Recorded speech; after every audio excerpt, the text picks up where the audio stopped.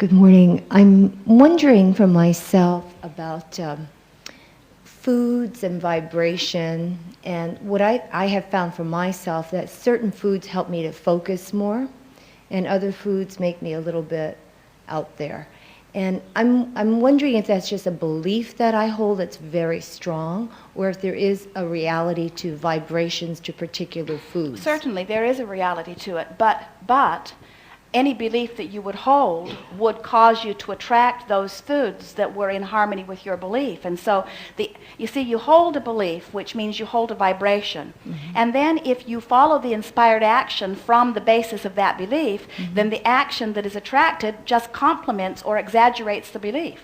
That's how beliefs become beliefs. Mm-hmm. In other words, a thought is just a thought, or a belief is nothing more than a thought that you keep thinking. But law of attraction is at the root of this. So mm-hmm. as you ponder a thought, it's easier to ponder it next time because you've already made a sort of roadway. Mm-hmm. And so the next time you ponder it, it is more comfortable than the last time, more familiar vibrationally. We're not talking about at a conscious level yet. And so as you hold that in your attention, then law of attraction helps you until eventually there is a manifestation that is also a match to the vibration of your thought. And then you say, see, I knew it was true, mm-hmm. because now I have evidence to support my belief. Right. And we say, the evidence doesn't support your belief. The evidence was created by your belief. Mm-hmm. Is it ever created from sort of like a universal desire coming through? Is it ever, I understand that part real well, how I can create from my beliefs, but do I ever get driven from something else to let's say choose a particular food or choose a particular way of dressing? Well, let's talk about the food first. Yeah. You are driven by something other than your conscious mind because mm-hmm. the cells of your body are craving or desiring nutrition. Mm-hmm. So as your cells summon and it is translated into a craving, in other words, think about the feeling of thirst. That's your body wanting liquid. Think about a yawn. Mm-hmm. That's your body wanting oxygen. You see, and so your body is like billions of little thinking entities within you, and they all have a say of what goes on too. Mm-hmm. And so as the cells of your body ask, you receive what feels to you like a consensus of thought. It's not very different from what is happening with Esther right now, who is receiving multiple entities, all of same perspective, mm-hmm. that feel to Esther as she receives it like one consensus of thought. Mm-hmm. So the same thing is happening with your cravings. Your cells are calling out in unison, mm-hmm. in harmony. You are receiving their signals and expressing it or interpreting it as the craving. And if you could put yourself in a place where you were hearing purely the cravings of your cells, mm-hmm. you would be guided to purer, simpler foods. Okay.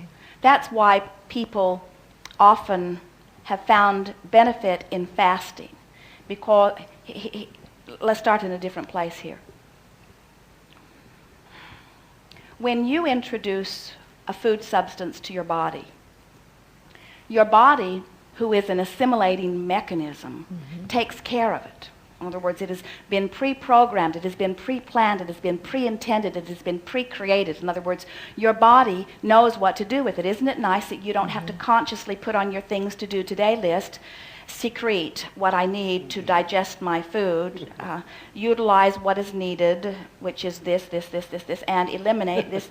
It's nice that all of that is taken care of and that you are not consciously involved in it. Mm-hmm. So what happens as you introduce something to your body that is not necessarily natural to your cells, in other words, your cells would not crave preservatives, your cells would not crave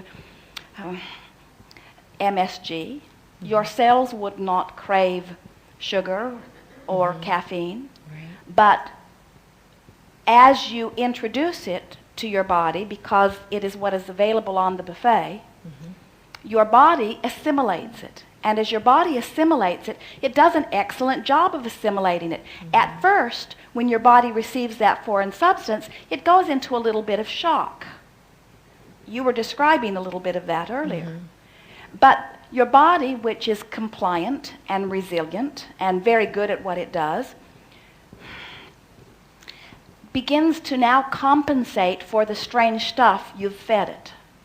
And as it begins its compensation process, that compensation often feels to you like a craving. In other words, it's like your body says, okay, gang, she's eaten a bunch of preservatives, let's deal with them. And so all the cells in your body get active in dealing with it, and they get so involved in dealing with it that now it feels to you like they need more now. In other words, everybody, it's sort of like the hotel hiring 200 employees because there's a big function, and then the function's over, but the 200 employees are all still here ready to work.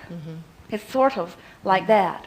So then, now what is happening is now you are answering the craving. This, in fact, is what addiction is. When you introduce to your body something that your body is not necessarily asking for, but the body adjusts to whatever it is and then continues to ask for it because it has just got into the habit of dealing with it. So people have discovered through lots of different, coming from it from lots of different directions, that they can offer a fasting, and if they can deprive their body of these preservatives or whatever it is for a period of time, their body has a period of withdrawal, but then the asking for these things stops and the cravings then stop. I want to know, is there like a greater law that is guiding me to eat nutritiously, that I can rest in? Yes, there is, but most of you don't hear that craving because you have more immediate cravings that have been generated by what you've been giving your body that become dominant. Okay, well, I want to know about the other one, though. I know I can manage when I stay centered, not going into those cravings. And I'm just curious about those possible guidances as to what to eat. And I'm all you would have to say is, inner being, I know you're aware of what would cause my body to thrive. Prompt me. And when you are in tune with your guidance, you will be prompted. And when you begin to participate in something not in harmony with your decision, you will feel the discomfort in it. In other words, you will know. I know.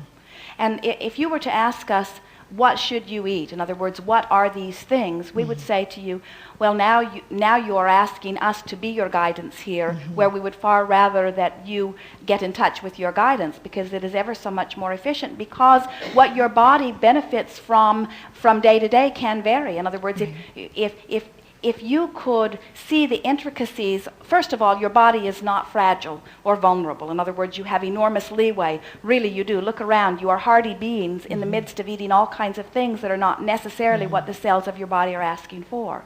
So it is not an issue that we want to spend a great deal of time about, because we don't want you to feel any risk about it. But if you are wanting guidance from your broader perspective about the specifics that are in your environment today that would most benefit your body, just set forth that intent and fast forward in your mental projection to seeing yourself thriving and exhilarated and hardy and feeling good and flexible and full of energy and clarity and alive and joyful in your good feeling body, and hold that image here and there, here and there, here and there, and everything in the universe that influences you will get a very clear sense of who you are and what you want, and you will be guided to that sort of thing. That's what I wanted to hear. Thank you. Indeed.